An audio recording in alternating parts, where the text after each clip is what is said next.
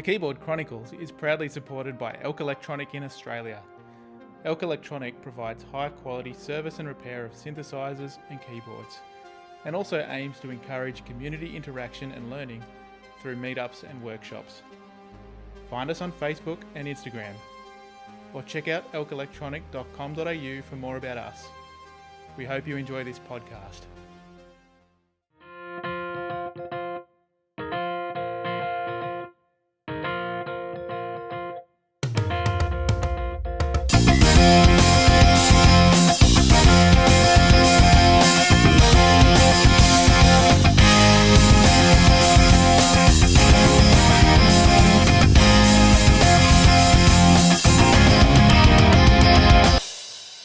Hello and welcome to episode 35 of the Keyboard Chronicles, a podcast for keyboard players of the gigging variety. I'm your host, David Holloway, and it's great as always to be here with you. And I'm even more pleased that my brother-in-arms, Paul Bindig, is back on the saddle. Paul, how's the road been for you? Oh, it's been great. We've been super lucky to play at some amazing venues around Australia, but nothing is better than chatting with you and our keyboard playing guests. You're a charmer. I too, and I think I'd be taking the tour around Australia myself, but no, I appreciate the sentiment. Great to have you back. Our guest this time is Josh Weinstein, who's a working composer, arranger, producer, and also, obviously a pianist, organist, keyboard player, originally from New York, but now based in San Diego on the West Coast. He's had 3 amazing solo albums, and Paul and I sort of have become friends with Josh, so to speak, on the musicplayer.com forums, which is how I got to know his work and admire his work. He's had some great success with those solo albums, received airplay on nearly 300 radio stations worldwide. He's charted on CMJ and was licensed by MTV. So he's active also just for something different as a sideman with a bunch of acts, and also a feature performer in nightclubs, concert stages and recording studios. And he also appears on albums and in videos for artists in multiple genres, as you'll hear when we go through the interview. So when he's not performing or recording, he also teaches college courses on American popular music, Western classical music, and a variety of world music practices. And we talk a little bit about that as well. So absolute pleasure talking with Josh. And I hope you enjoy the interview as much as we did.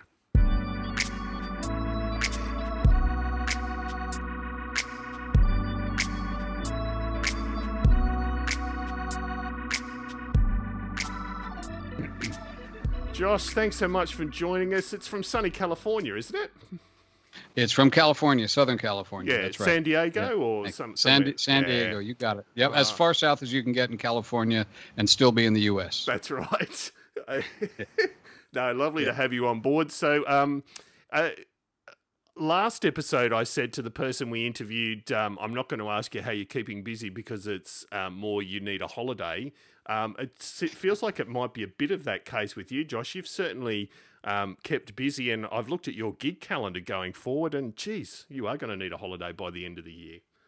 It is populating again. I have actually some mixed feelings about it because that 15 months off, where music went back to being just a thing that lives somewhere, in our physical real estate, changes a little bit of how I view some of those commerce gigs. So yeah, we'll see. Yeah, we'll see how it shapes up going forward. But yeah, things are starting to fill in. Yeah, good. Yeah. And so let's get a bit of a potted history of you, Josh. So tell us, about your upbringing and what got you full on into music. I was born during the Civil War, 1863, and I was actually proverbial born into a musical family. On Dad's side, he was actually sort of a Danny Kaye. I don't know if that name means anything to you. Sort of a song and dance guy, comedian. Sure. And then Mom was a professional musician, and her mother was a professional musician, and so there was just there was music everywhere, and I don't ever remember not playing in one form or another. And do you sort of have you have a day job, Josh, or are you pretty much full-time musician? Full-time music related. So yeah. I teach college, and I teach private instrument instruction. When I teach college, it's not how to play. It's elements of history, and then music history, though. And then when I teach private instruction, and then gig at night. And before the pandemic, it was about equal thirds, triple hustle, 30, about 200 gigs a year, an equal amount of teaching and an equal amount of college. And then during the pandemic, teaching attrited and live performance obviously wasn't a factor, but I'm happy to say that the college teaching picked up during that time. So, I can't say it was a wash, but it didn't hurt as bad as it could have, for sure. Yeah. Josh, what drew you into the world of music academia? How did that all come about? Oh, tough question. How long? We're going to stop at one, right? I going way back, I'd never envisioned not being a musician, and at somewhere along the line, through a series of day jobs, I ended up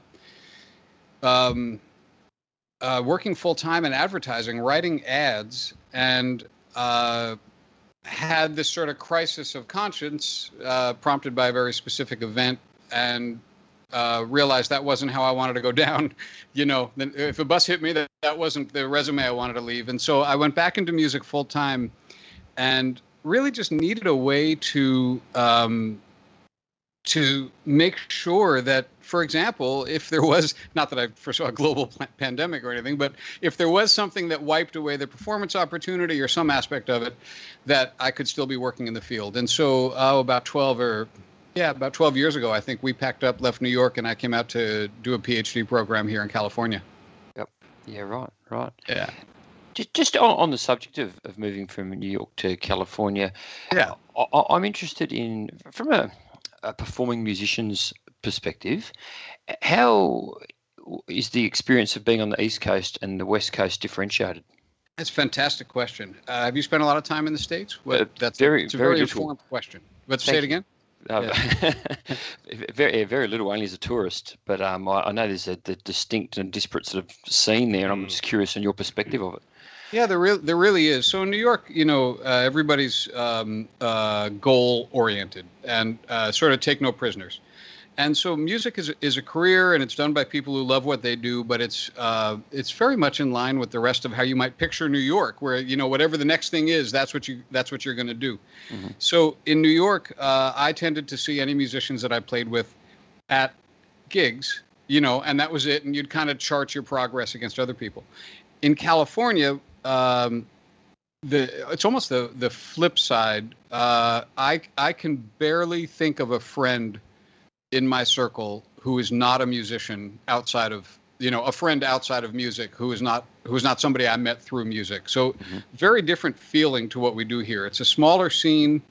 It's not LA. We're south of LA. There is a tiny bit of, second in line syndrome, but also stacked with talent. Everybody playing up in LA, this is within the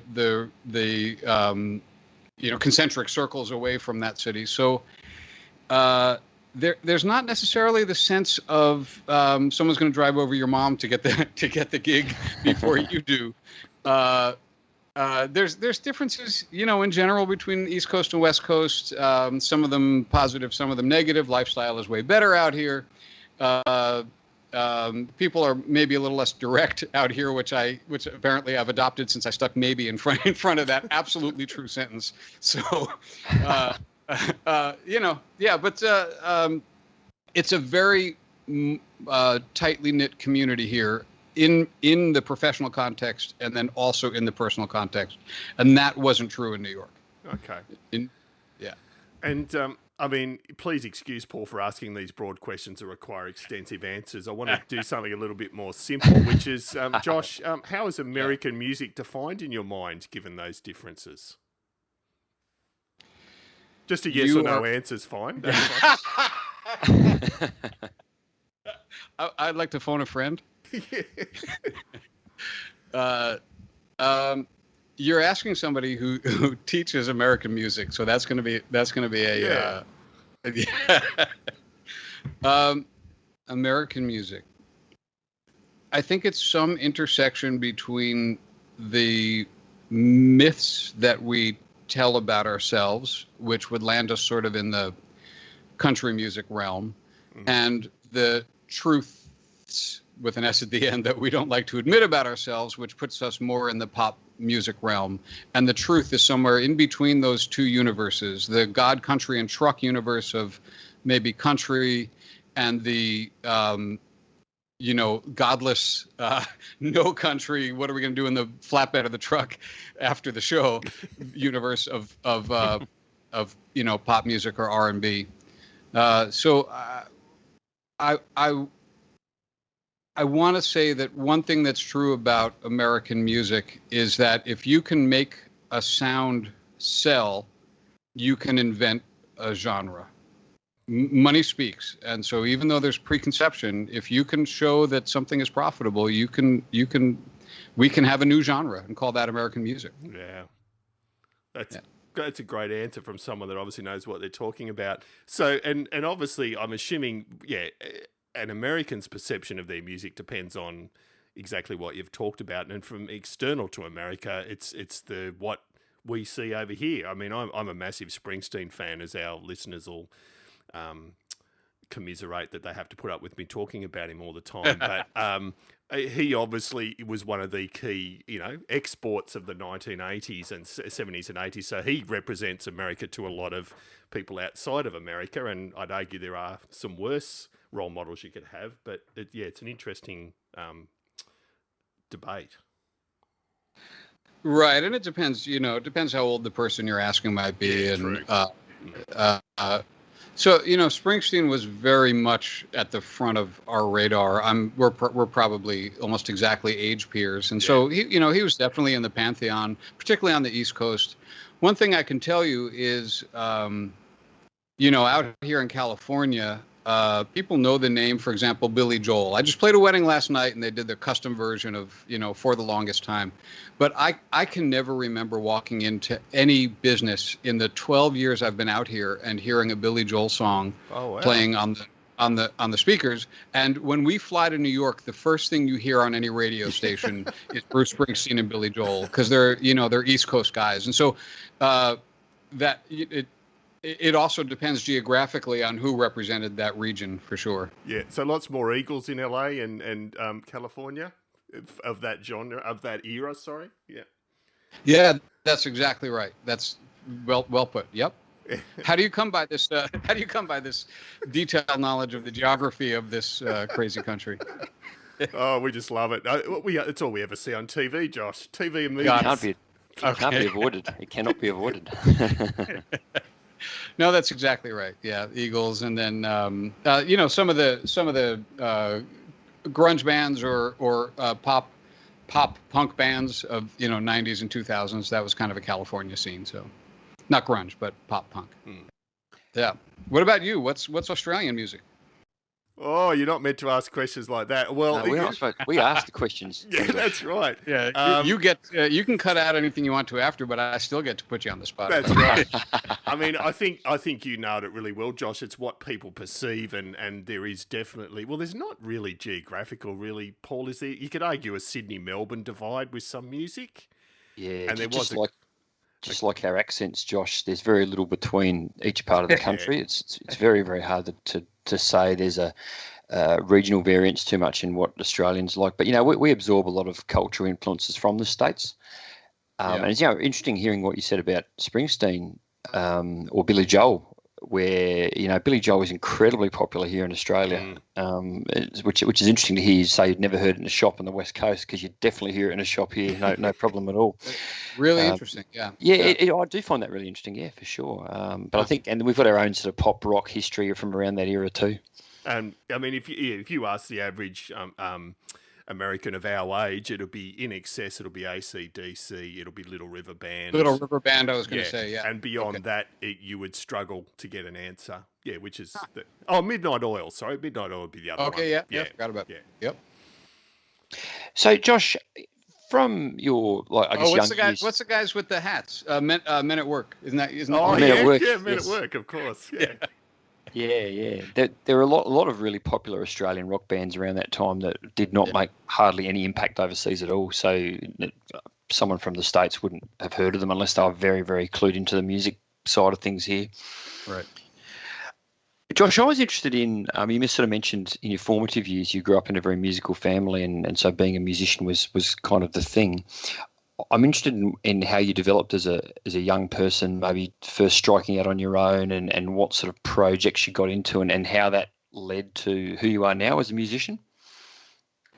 Sure. Well, we had a piano in the house. I had a good ear, or was just around enough music that the process of hearing something and trying to make that sound, that song happen myself was instant. I never remember, deciding to try to play something.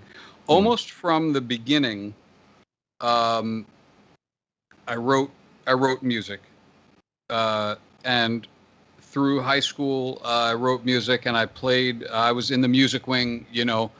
Everybody spent their high school, secondary, education years somewhere, and mine was in the music wing. I was at the piano for 4 years. Then I played in bands. I played in at the time, now it would be called the classic rock band, and then it just would have been a rock band. It was just contemporary music for the time.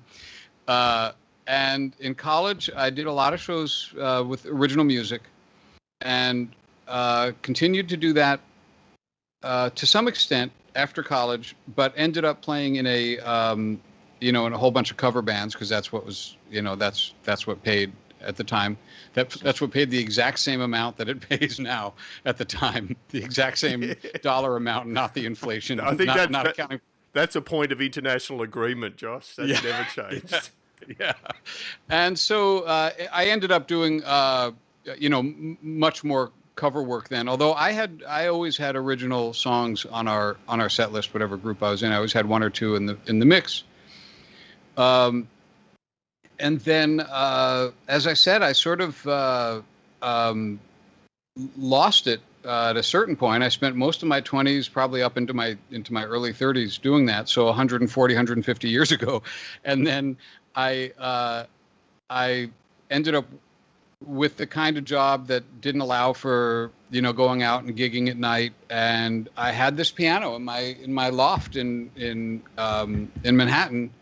I always had a piano, and I had this piano against the wall, and I have this clear memory one day of sitting at it and just to play, and not being able to not feeling connected at all to the sound or the piano or the instrument or the technique or the mechanism, any part of it.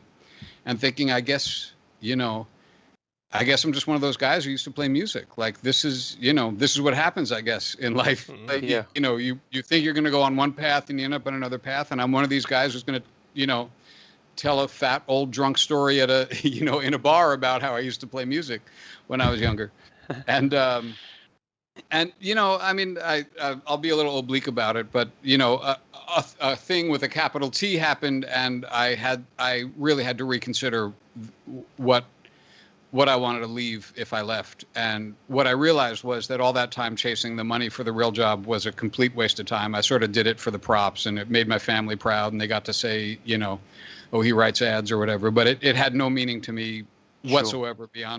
beyond the the little check mark on the that I got to show, the little check mark on the report card that I could bring home for mom and dad. So, and I decided I was gonna go down swinging, and went back to music full time. And the first thing I did is made an album, and only played, or just about only, probably 90% played original shows all around New York, and then started to take some sideman work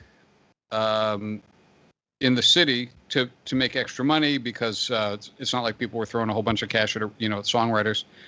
And then when we moved out to California, when it came out for the PhD program, I sort of landed in a couple of opportunities that had me working as a sideman almost exclusively. I did some original, maybe twice a year, 3 times a year I would do original shows. But over the years, I've ended up building a fairly heavy freelance schedule, and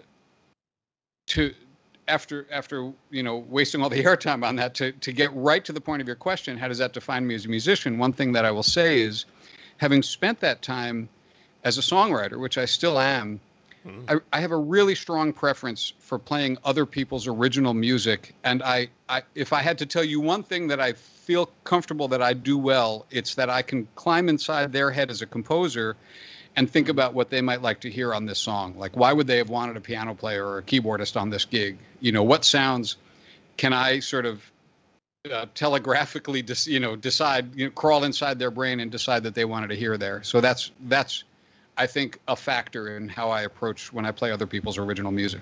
Yeah, so that's fascinating. So would you say, Josh, that's I don't want to have to equate passions, but would you equate that getting in another songwriter's head and what to play is as big an interest for you as writing your own stuff? Yeah, it's hard. Right, it's hard to equate because that I have an option about, and writing my own stuff I don't really have an option about. It's just sort of a thing that happens whether I want it to or not. But absolutely, you want to make my day. Send me a text with your with the last song you were working on yesterday that you wanted feedback on. I'm going to listen to it today, and I'm going to text you back immediately with input, impressions. And when you tell me it's time to record it or to go play it, I'm gonna say yes, and I probably won't even ask you what it pays. Yeah. I think I can break you out of that habit with my stuff, but we'll see how we go. So let's talk about your songwriting approach then, Josh. You've obviously had 3 albums, which, and not just as research for this podcast, I've enjoyed listening to them over a period of months. So talk about, your songwriting approach and how it's evolved. I think it was 2003 your first album, and then has followed on since then. Yeah. You're right. The first album you make is every song, you ever wrote, basically. And then you have to now make a whole bunch of new songs. And that's when you really have to decide what your approach is going to be. And I don't think I actually had. Whoops, sorry, no, nothing to see here. Good thing the video is off. I don't think I really had to. I don't think it was fully formed for me until. So the second one was Brooklyn is Sinking. The third one was Love and Alcohol. And I think it was Love and Alcohol that I made.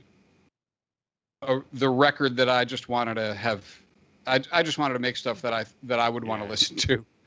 The first one, that was just all I knew how to do. Those were the songs I did. The second one, I had some sound worlds I liked, but it was Love and Alcohol really where I was like, no, actually I don't really care at this point. I'm getting older. I'm just gonna make a record that I would go back and listen to afterwards. Yeah. And so And we'll definitely link to all the albums, but yeah, Love and Alcohol is brilliant, and can't recommend it highly enough. And because I don't want to make a novelty of it, but any album that has a song that's called "Fuck His Fuck" on it is really worth a listen. I love it. It's a great song.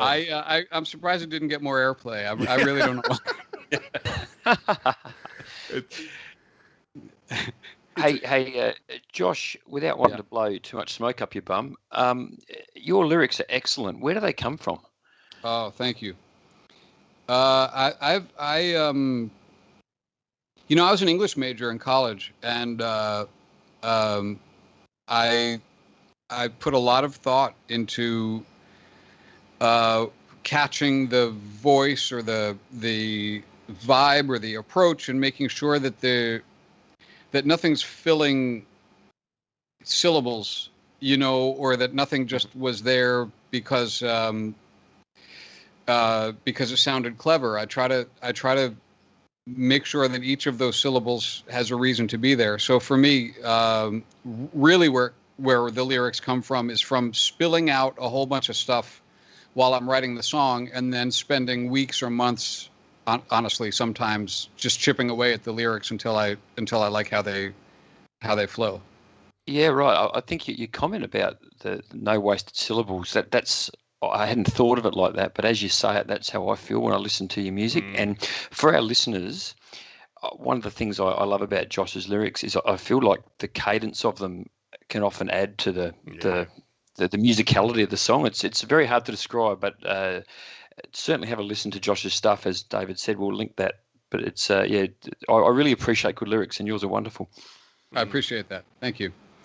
It's how do you sing it otherwise? I mean, at least so if you're just filling beats, I'm not able to pull that off as a performance. Like I have to believe in it, and because I have a very active little tiny abusive bastard living in my brain that says that sucks, that sucks, that sucks. It takes me a while until I can shut the fucker up. So Sure. That's the process, really. Yeah. Shutting the fucker up. Yeah. Yeah. Well, it certainly works from an musical output perspective. It's great. I appreciate that. Thank you. Moving on to something a little bit divergent. Yeah. Can you tell us a bit about Ram On? I can. First of all, yeah. So Fernando Perdomo, a producer up near LA, worked with Denny Sewell, the drummer, Paul McCartney's drummer, to put together a song for song updating, or I don't quite know how you call it, remake, update, tribute, note for note, track for track, with some sensibility of the players, including the singles. And he asked if I'd play originally Worley and Rhodes on a couple of tracks, and then I added a little synth to one of the tracks. Mm-hmm. And he said, "Can you do it?" And I said, "Let me think." Yes. I wasted no time saying absolutely. I sent some tracks off, and here's the rest of what I want to say to you. Okay, this is you're never going to get anyone to admit something like this on air, however big the air is. If you held me to the fire and told me that Putin was going to serve me a delicious dessert, don't pay any attention to the little pill that's floating in it. Tell the truth. I cannot swear that I hear a note that I played when I listen to it. I can't. I mean, I'm so happy. I'm on the credits, and it's definitely going to go on my bio. And I adored this album, the original, and I'm so glad that I got to, kind of nudge up against it. But I can't swear to you. You can hear a thing that. Oh yeah, you can hear one thing. You can hear pop the popcorn on Another Day. Okay. Yeah, you can hear the little pop pop pop. Yeah. So sad. Pop pop pop. There's a little synth popcorn in there, and I think that's me. I can't swear to you. I did that. I did a part. I played that part, and I'm pretty sure that one lasted. But if you ask me to put my head against the speaker and hear the Whirly and the Rhodes the tracks I did, I can't hear it. Yeah. That's funny. But yeah, it's not as if you're not able to pick out what you played. So yeah, if you're not hearing it, probably no one else is. Yeah, it was in there for a while. I heard it in he sent a rough version of it, and I was like, "Oh, cool, sweet. I can still hear it." And then maybe I saw the writing on the wall or something, cuz then when it came out, I'm like, "Check it out, kids. I'm on this record." And no, I'm not. I don't think I am. That is gold. And I mean, probably related to that, Josh, I mean, given the diversity of styles and projects, and you've talked about how you love getting in the head of other songwriters, if you're playing or listening purely for your own pleasure, where do you go? Like, how do you do it, given you're so diverse in your own approach? I don't know that if I'm playing at all where it's not purpose-oriented, I'm specifically not assigning any. Well, no, I should back up. Yeah, sometimes I'll pull out some music, some whatever. Actually, any music, so that I can keep the muscle loose of, reading and getting stuff through my fingers and playing things that I haven't played before. In different orders than I use. Than I might be used to using my fingers or whatever. But if I'm just sitting at a piano. In present tense, this is going to get a little metaphysical, but I'm actually sort of specifically not trying to call it anything, because as soon as I tell myself I'm there to write a song, I never will, and I don't even know if I am. And so it's more just kind of trying to separate myself from any sounds I'm making so I can hear them back as if somebody else made them, and then start to see if there's something that might be in there song-wise. Yeah, that's great. I don't think that's not too metaphysical at all. I think that's very pragmatic. Yeah. All right, so now we're going to have the dreaded gig rig, the rig discussion, Josh. And I mean, I've only seen a couple of clips of you live, and I can't imagine that you're super obsessed with the exact key bed and everything you're playing, because you managed to pull off great music no matter what you do. But I'm sure you've still got preferences. What's your go-to rig, and what are you using at the moment that you love? Thank you. Actually, yeah, I spend a lot of time obsessing over a very particular aspect of my rig, which is how small can I still play a good gig with. Yes. So I do. I can set up and tear down in I can set up in about 3 minutes for most gigs if I'm showing off, Yeah. And so I play the Nord Stage 3 compact.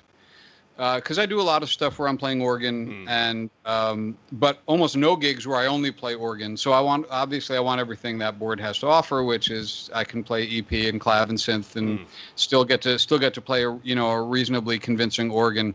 And I do probably 60 to 70% of my gigs with one board. And actually, maybe even that percentage sounded like Trump. And I bet we can make it 400%. So I think it might be. I think it could even be higher. I don't remember because I've only played 2 gigs since the pandemic's been over. So, but I would, most of the time I'm trotting out of the house with one board for a gig, because I have it set up in a way that I can do most things on the fly. Because most of what I do, I have to just decide to do on the fly. I have to hear the song and decide on, what the keys are going to be or what's going to happen behind it. And so I need the versatility that the Stage 3 compact gives me, because I can get organ out of it too. Yesterday, I just played a wedding. Weddings are 2-board gigs. I don't have as much freedom to decide I want to play organ on a tune that's supposed to have synth or whatever. So, to be honest with you, I don't much care what the second board is. Right now, I'm playing a Roland FA-06. Mm-hmm. It's a workstation. It's actually not ideal as a live board, because it's not so easy to just reach your hand up and make the changes you want to make. So anything that I want to do on the fly, I tend to do on the Nord. And then I set up a studio set on the FA6 with some synths I know I might like, a different organ in case I want to just reach up and pad something, some EPs, again, in case I'm doing something on the Nord and want to make sure I've got continuity. So I run down a studio set of some second board sounds that I've already made and know I like. But my rig is most often one board, and it's the Nord Stage 3 compact. Yeah. And I'm hearing you on the lightness. The lighter, the better. The lighter, the better. Yeah, exactly. Why not? Why shouldn't we get to make fun of the drummers? Why should we be on the receiving end, of the setup and tear down? It's about time. This is not just a feeling. This is a movement. I need you guys with me on this. Oh, this is why I can't sell my damn Chronos. It's too bloody heavy. Yeah. We can all get behind that, Josh. I think we can definitely start something. That's fantastic. We can all get behind that. And I reckon too, if you have to squeeze into a real small stage space, the smaller your footprint, the better. Mm. Yeah, absolutely. And so I do. In order to make that work, it's not like you can just take the Nord off the rack and do it. I do spend a lot of time setting all the live patches up, so that, for example, my mod wheel. I'm sitting right next to it now, so I can tell you my first live patch is piano. Unless I stick the mod wheel up, and then it's organ. So now I've got 2 instruments, and cool. The next live is electric piano, and if the mod wheel's up, it's organ, and so on. And I try to set before a gig, I try to set that organ up the same across all my 5, whatever the wheel down option is, so that let's just say I decide I didn't like piano. I want Whirly on this one. That way the organ doesn't surprise me, with some preset that I left last time. It's the same one I was expecting to get. So I can usually get like 10. That sort of gives me 10 instruments off the bat. So I have piano, EP. I've got a clav on there. I've got a cheesy FM piano, and I've got I forget what the fifth one is, but another bread and butter in the live. Yeah. All No, back makes to organ. perfect sense. Yeah.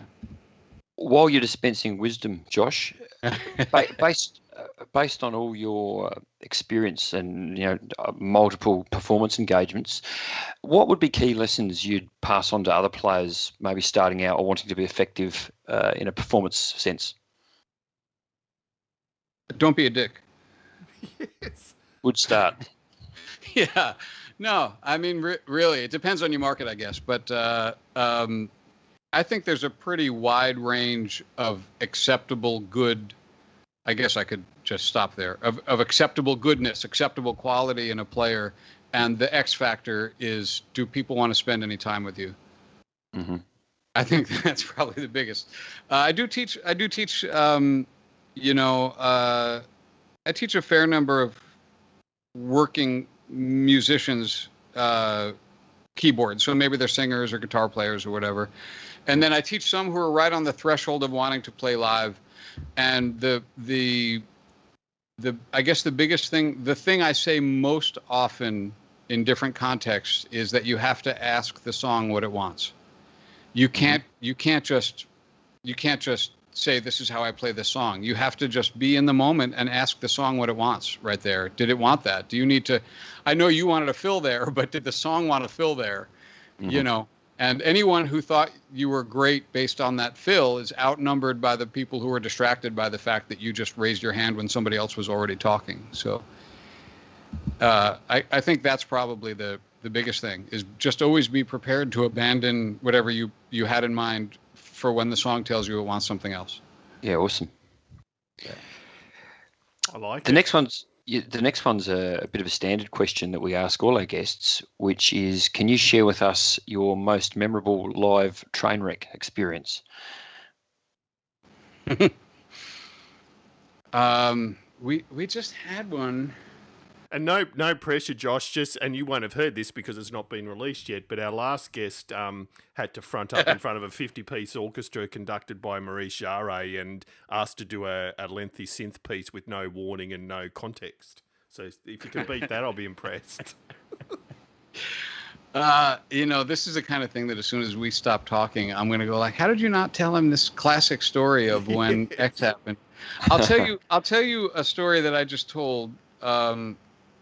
At a rehearsal. It was a wreck in the station before the train left the station, and that was this.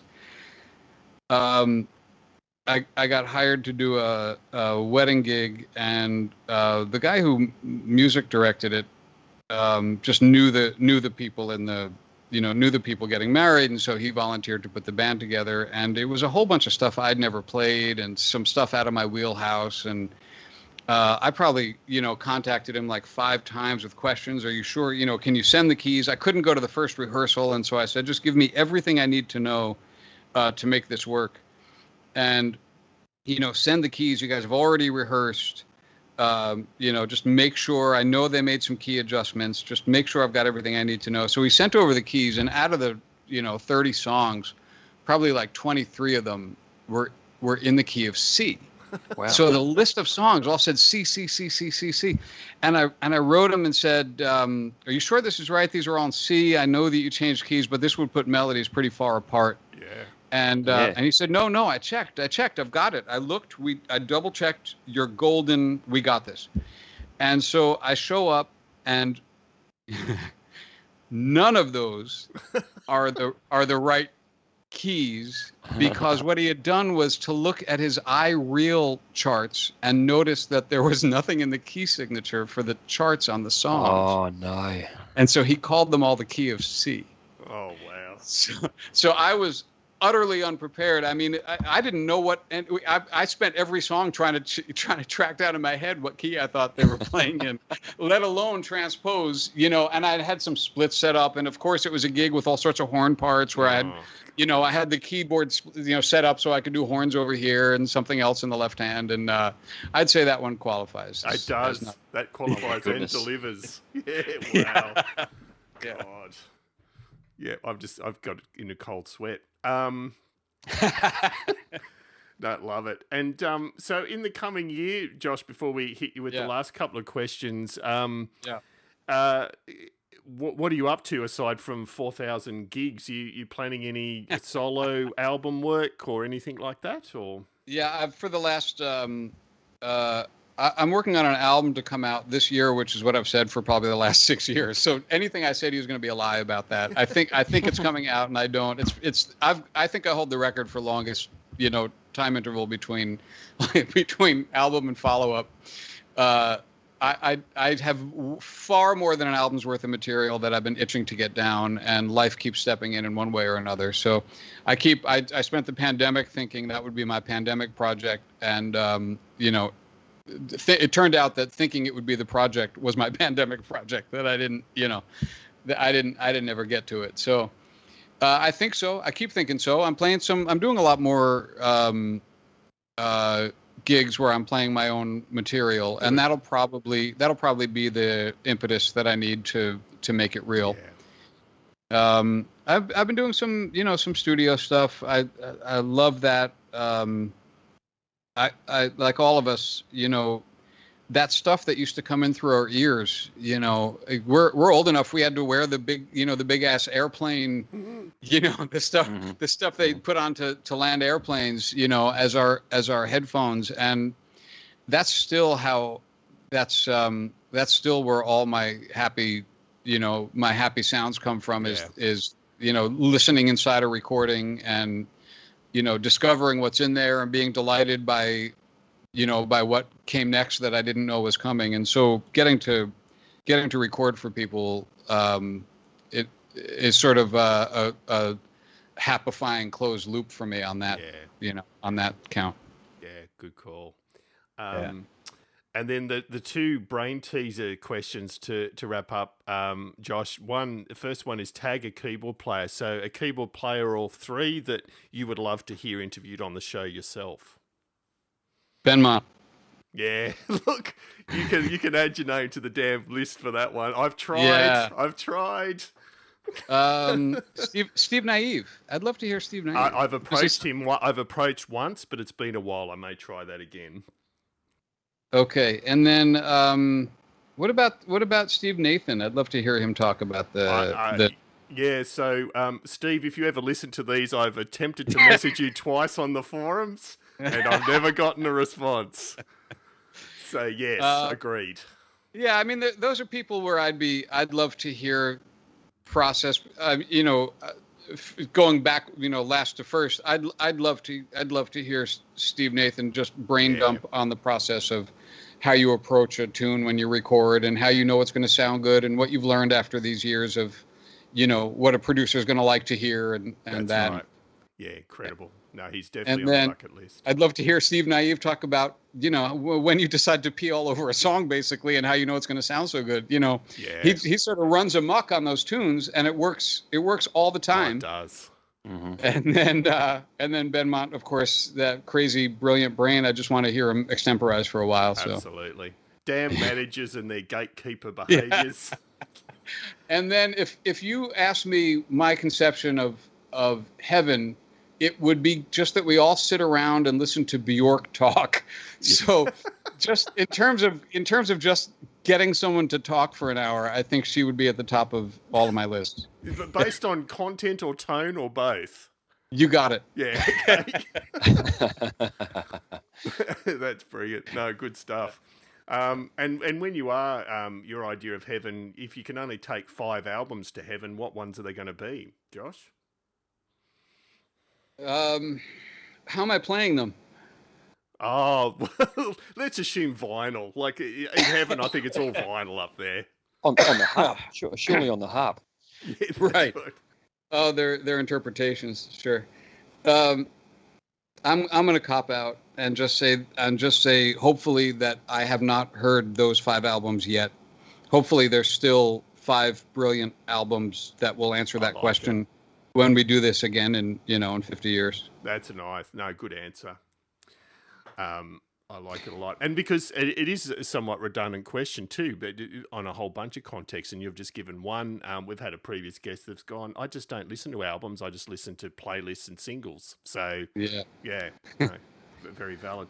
Josh, can't thank you enough for joining us. It's been an absolute pleasure. And I know I can't wait for the new album, and I'll be continuing to play. You know, Spotify is making you millions like the rest of us, so the least I can do is contribute to that. It is. It is. We cleaned the house today, and in the couch, I found my last Spotify royalties. There were a couple quarters that we found underneath it. And so I prized those. They're up on the wall now. Yeah, I don't know why I bother even. I still log in and check once a month and go, 17 cents. Good. Yeah.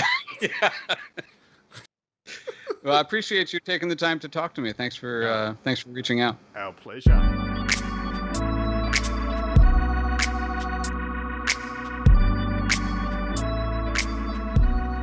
So there we go, Paul. Always a pleasure talking with Josh. He's certainly an articulate guy. Yeah, that was really good, and I really like the way Josh thinks about music, and it was great to be able to pick his brain and get some of his thoughts about it. So yeah, a lot of fun. I've been looking forward to this chat for ages. Yeah, no, same. And for our Patreon supporters, and perhaps a fair way down the track for our general listeners as well. Not that general, it's like general admission. You're still in the front row, guys. We do have a bonus episode with Josh talking everything Pink Floyd and tribute acts. So that'll be released in the near future as well. So yeah, huge thanks to Josh for taking the time. And also thank you, our very valued listeners, for taking the time as well. We'll be back again in a fortnight or so, but just a reminder, you can keep in touch via a few means. Our website is www.keyboardchronicles.com. We're on Facebook at facebook.com/keyboardchronicles. And on Twitter at the keyboard CHR1. If you like good old-fashioned email, then drop us a line at editor@keyboardchronicles.com. If you'd like to become an official supporter, we do have a Patreon account where for the price of a coffee a month, you can help us go from strength to strength. And a big shout out to our current Patreon supporters. I do want to make special mention of Greg Chance, who runs a brilliant, and Paul, you can chip in here, a brilliant called Chrome Users Group on Facebook. Yes, Greg is a great man, a real gentleman, and that Chrome users group is very cool as someone who is a big advocate of the Chrome. Yes, no, and huge kudos to Greg for building it up. I know he's built it up to a couple of thousand, active users, and that's no mean feat. It shows a passion for an instrument. So yeah, love having you on board, Greg, and really appreciate your input to date. And a huge thank you again to Paul for joining me. I know you're back off around the countryside here and there, but we'll catch up soon. Yeah, can't wait. Thanks again for inviting me to be part of it, David. Thanks everyone as always, and see you back here next episode.